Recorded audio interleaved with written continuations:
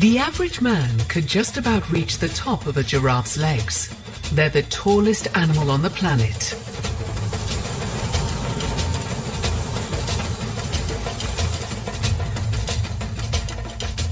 One of the leftovers from the days when the world was covered in massive mammals, just over 11,000 years ago.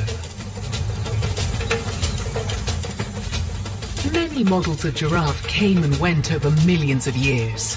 This extreme form started to take shape in the last 2 million years, and no one really knows why. What is the reason for that neck, those long legs, and that tongue, which is 1.5 feet long? How is an animal with the giraffe's proportions able to maintain such grace and dignity and remain so successful on the African plains?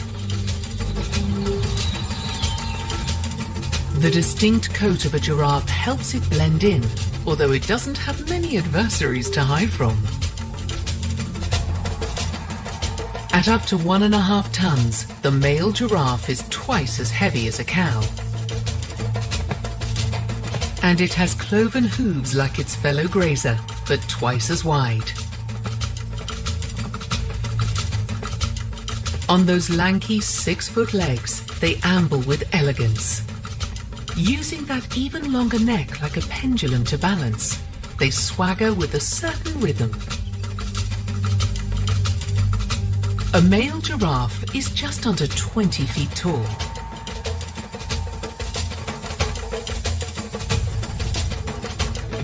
Special ligaments in their legs are needed to hold everything up. Their neck has 7 vertebrae, like a human's, but each one is as long as a human head.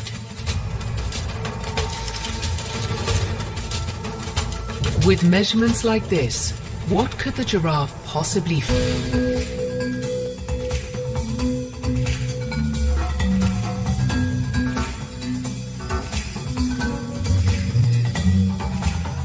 Other prey animals like having giraffes around for obvious reasons.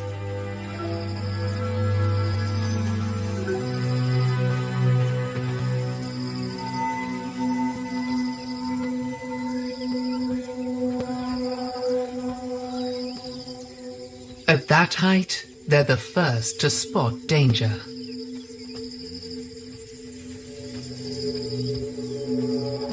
But the giraffe is really only wary of one predator.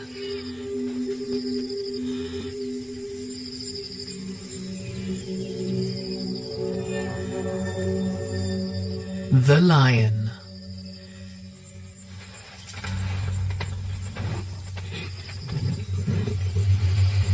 Hunting in a pride, they can be a real threat, even to the adults. So the giraffe is not afraid to run. Those long legs are strong. They can accelerate surprisingly quickly and maintain speeds of up to 35 miles per hour.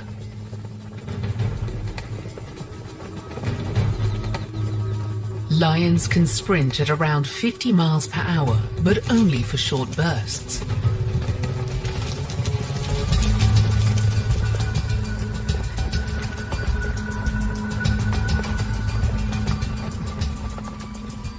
So the giraffes are just fast enough to stay ahead of the big hungry cats. When a mother giraffe is cornered, she'll stand her ground. Her powerful legs are a lethal weapon. One kick to a lion's head could kill.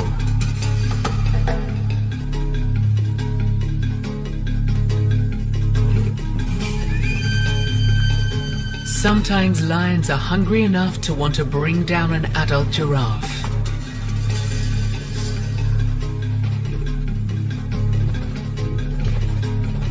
They do so at their own risk.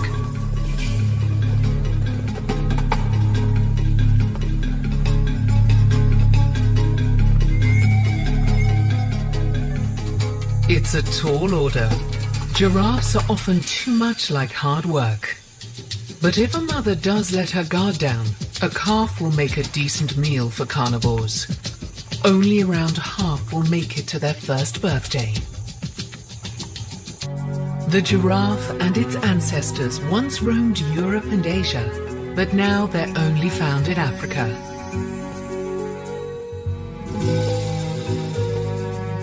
Living in isolated groups across the continent, there are 9 subspecies in all, each with a slightly different shade and design to their patchy coat, and each specifically adapted to their own habitat. The most extreme habitat being some of the oldest deserts in the world. The Angolan giraffe has the palest pattern. Thought to be extinct in Angola, it survives now mostly in Namibia, perfectly matched to the sand. A land with mostly dry riverbeds, it's a tough place to live. With little vegetation here, this calf relies on his mother's milk to survive.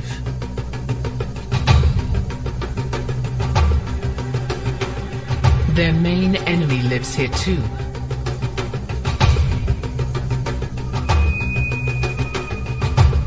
Lions wait patiently for signs of weakness.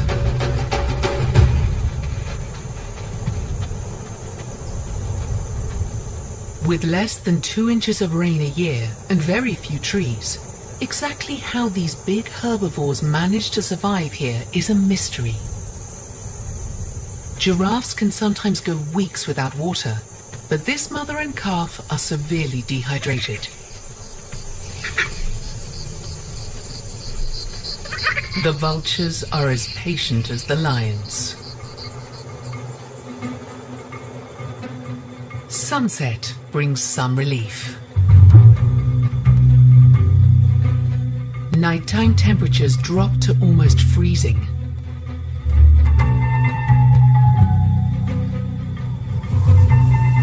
Enough to allow mist to form. This fog is the lifeblood of the desert. Barely any rainfall means animals depend on it for precious moisture. At dawn, clouds evaporate, leaving water droplets on the leaves. The mother and calf move quickly to soak them up, satisfying their thirst for now. But as the dry season intensifies, they will need to find a more reliable source of water.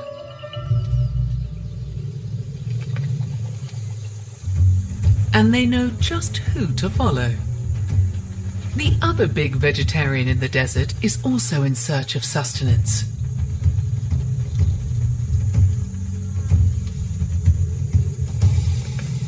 The dry riverbed is the best place to start.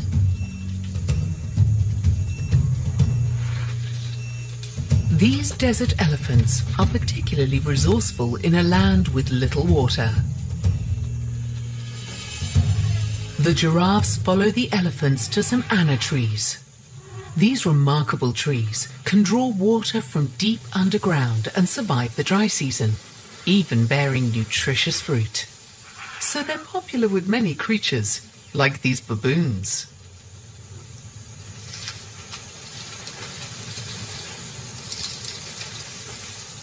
The anna trees can grow to 80 feet tall, so sometimes the pods are too high to reach, even for a giraffe. These pods are the one vital source of protein for the mother and calf. If they can't get to them, they may not survive.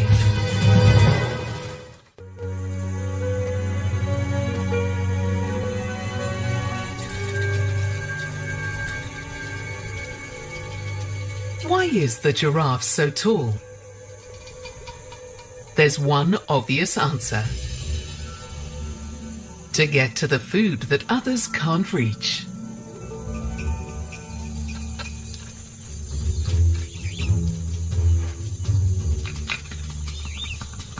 There's no real competition all the way up there, nearly 20 feet in the air.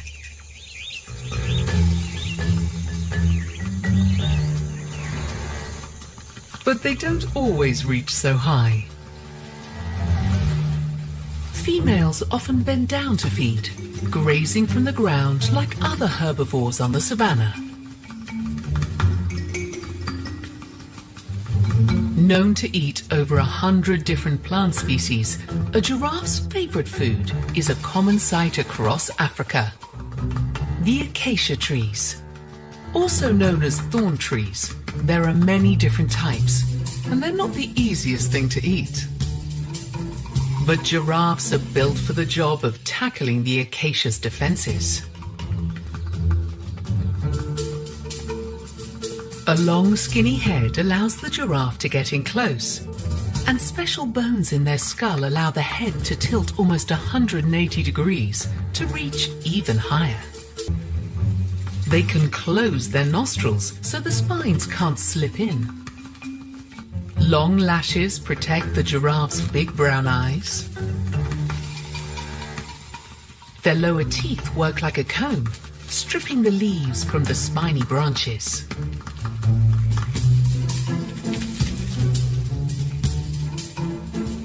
But the giraffe's most incredible tool is its tough prehensile tongue. It's as long as a child's arm and pretty nimble. The purplish color protects it from the sun.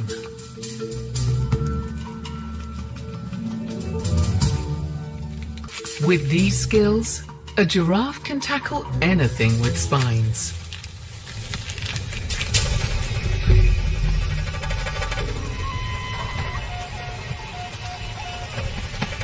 Brought from North America, this plant doesn't even belong here.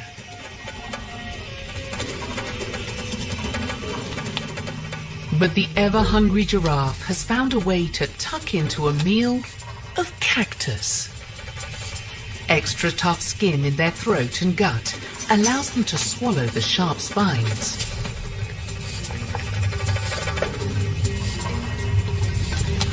Thick, antibacterial saliva coats the thorns and prevents infections from prickly wounds. But the younger ones aren't so sure. Although giraffes are vegetarians, they're also known to suck on old bones. It's called osteophagia. Among other nutrients, this helps them increase the amount of calcium in their diet, which in turn keeps their bones strong.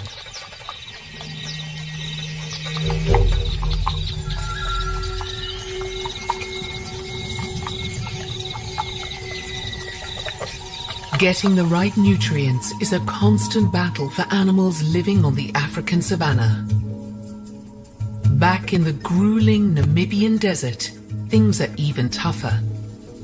The hungry mother and calf can't reach the anna tree pods, so they wait. And then it happens. An elephant shakes the anna tree.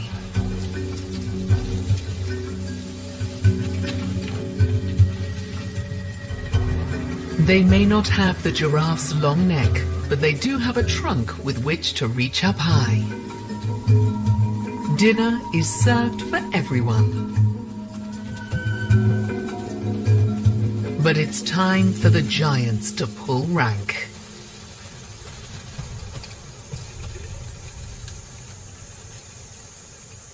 It's a well-earned snack for the hungry mother and calf.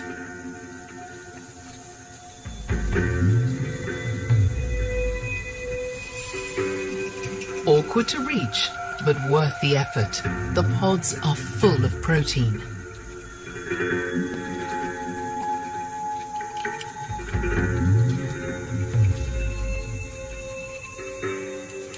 Mother and calf are running out of time. They still need to find precious water before... All giraffe species across Africa can withstand intense heat, but they still need to rest during the hottest part of the day. Their coats aren't just for camouflage. They help to regulate body temperature too. A sophisticated system of blood vessels under the patches allows them to lose heat more easily. Taking only 20-minute power naps at a time, they sleep the least of any mammal on Earth. Only around 4 hours a day. And they'll only sit to rest if one remains standing to watch for danger.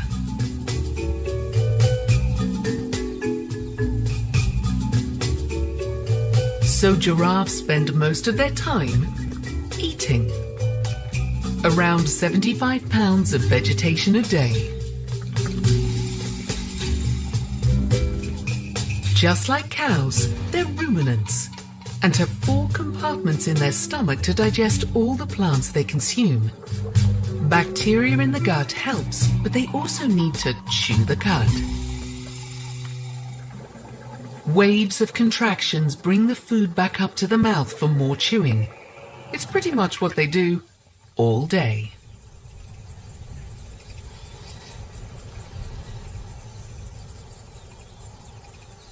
The giraffe's heart is nearly 30 times heavier than a human's, and their blood pressure is twice as high as any other animal. Standing up is a battle with gravity, but special valves in their vessels prevent a sudden loss of blood from the head, so they don't faint.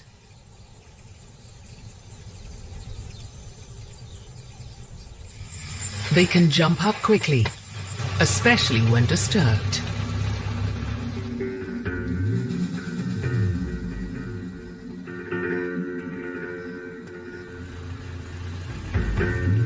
Scientists from the Giraffe Conservation Foundation are keeping track of these Rothschild giraffes in Uganda. Each animal's unique testosterone causes the bulls to go darker every year. Annual photographs mean the team can keep tabs on each one. Giraffes were once more abundant across Africa. Extinct in some countries, now only small populations remain, separated by large distances.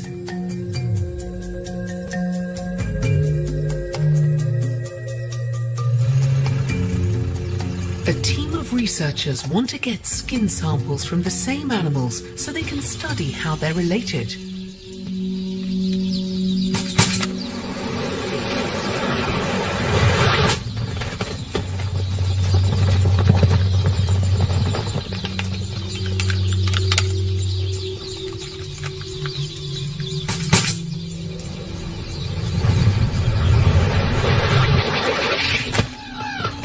A small piece of skin will be enough.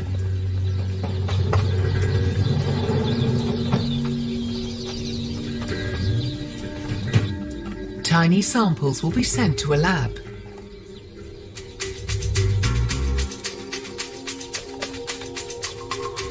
With them, the scientists hope to create a clearer picture of each animal's connection to the other.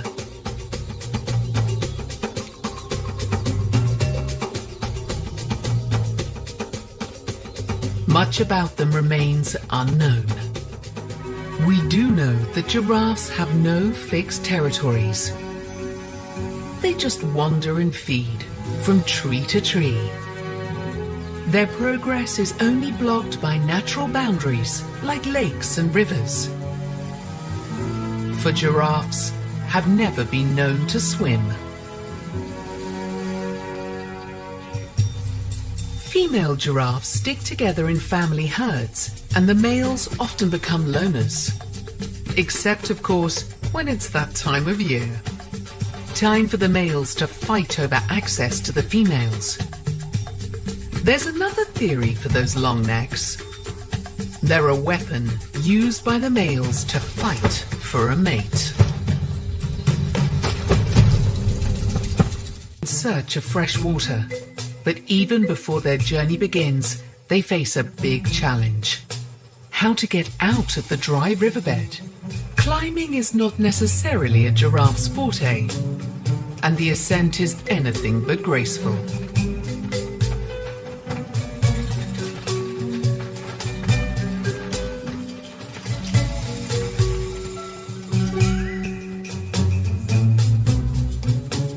The heavy bull hesitates.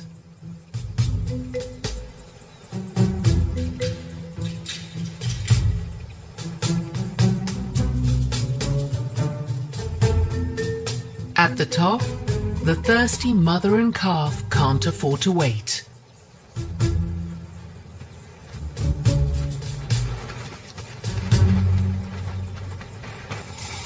Perhaps a longer run-up will help.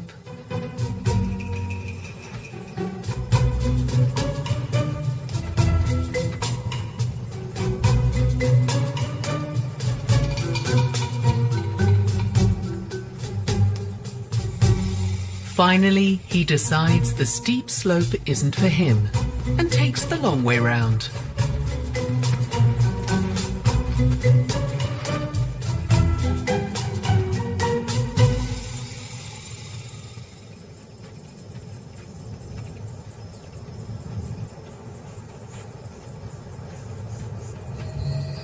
Desert giraffes will walk many miles a day when seeking food and water. They head towards another potential waterhole. But again, the elephants have got here first. The giraffes need to keep their distance from these bulky beasts.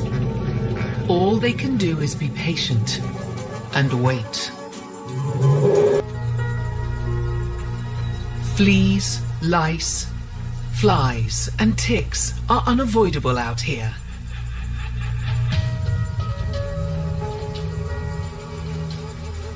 But they have found ways to cope. One way is to use that long, flexible tongue. Another, to flick their tail.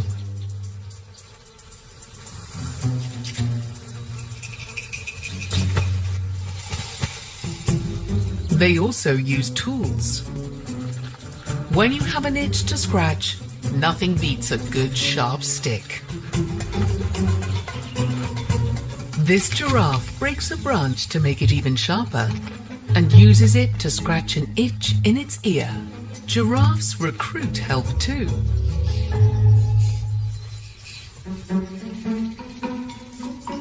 Oxpeckers are a big mammal's best friend.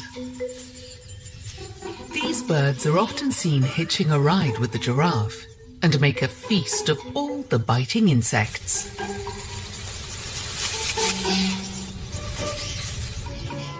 In another part of the bush, the pregnant mother giraffe is ready to give birth.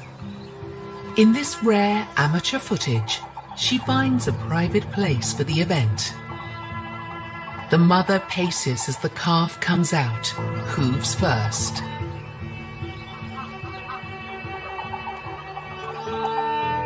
Most large herbivores give birth standing up, which is fine when you're not so far from the ground. But this newborn has quite a way to drop. In only 30 minutes, he'll be up and ready to go. His coat camouflages him in the tall grass. 6 foot tall at birth, he can grow an inch a day and will be about double the size by 1 year old. During the first days after birth, mother and calf take time out from the rest of the herd. But not for long.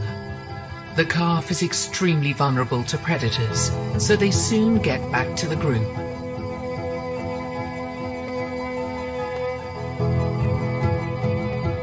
Something else is about to disturb their peace.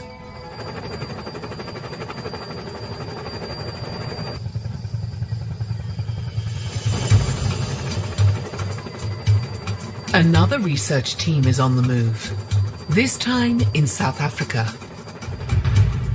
They want to attach another satellite transmitter to one of the giraffes in the area.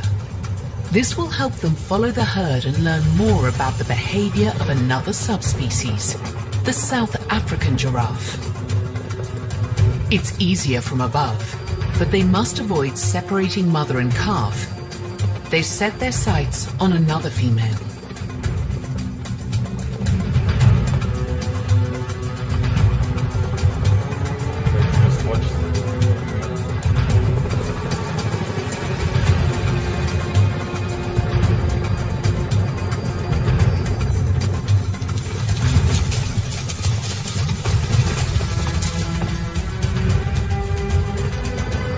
They need to get as close as possible to make the tranquilizing shot.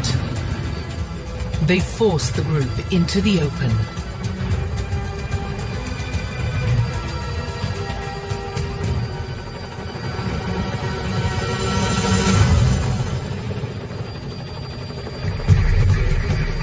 The tranquilizer quickly takes effect.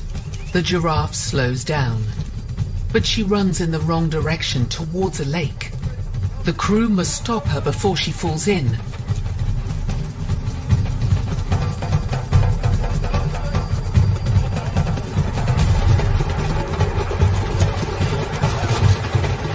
For her own protection, they try to help her down.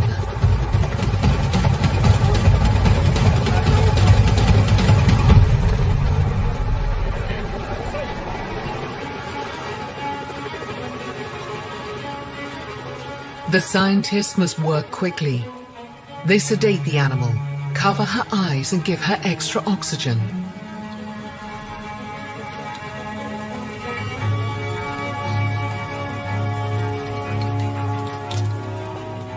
They measure her huge body and give her a name, Annette.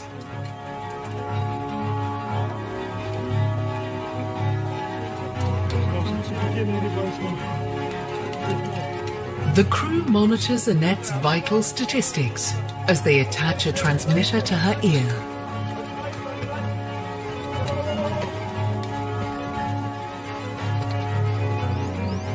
She's not fully sedated, so they carefully avoid those powerful legs.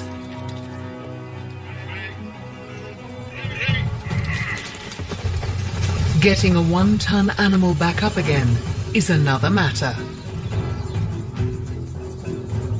They inject an antidote, and Annette is back on her feet in no time.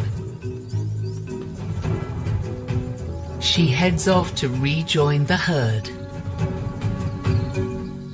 Key to their research.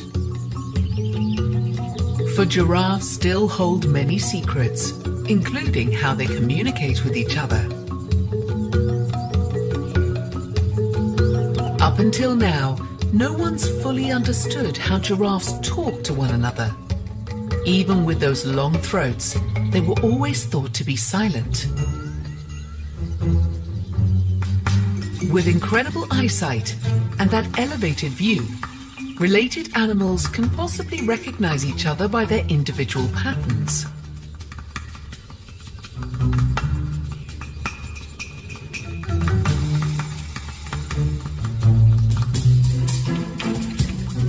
But no one knows for sure if, how, and what they communicate.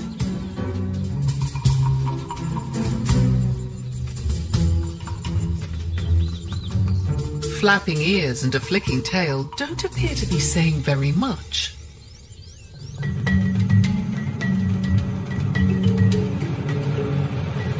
Breaking research reveals that giraffes aren't silent at all. They do in fact talk to each other, and a lot of that chatter happens late at night.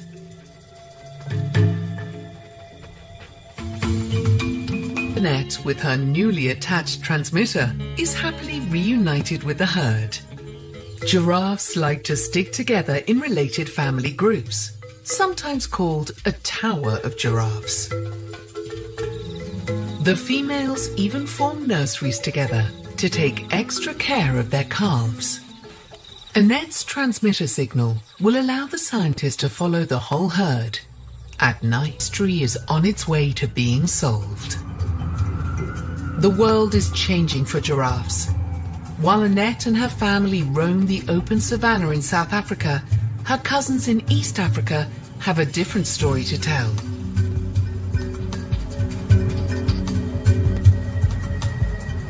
These Maasai giraffes live on the doorstep of Kenya's capital, in Nairobi's National Park. City skyscrapers are their backdrop. As humans encroach, the giant mammals carry on with their lives. The noise doesn't seem to bother them, as long as they can find enough to eat. A particular kind of acacia grows here, the whistling thorn.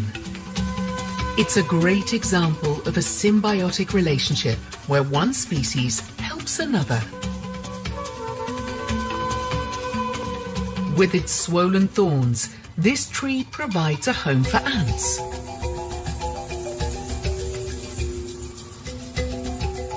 The ants protect the tree from large greedy grazers, like this giraffe. When the ants attack, they permeate the air with pheromones, which brings out even more ants.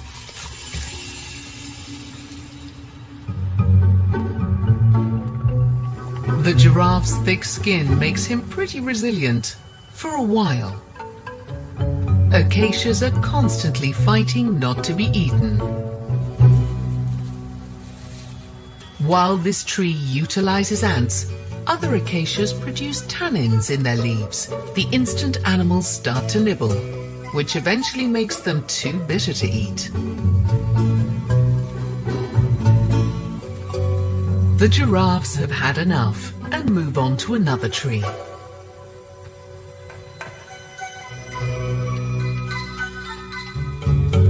Their browsing stimulates the tree to grow more leaves. They're like the landscape gardener. The giraffe's awkward stance for drinking makes them vulnerable to the desert lions.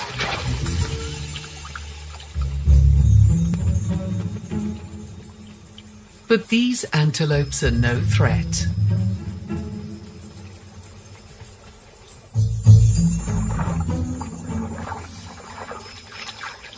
The giraffes can only afford to leave their head down for a minute.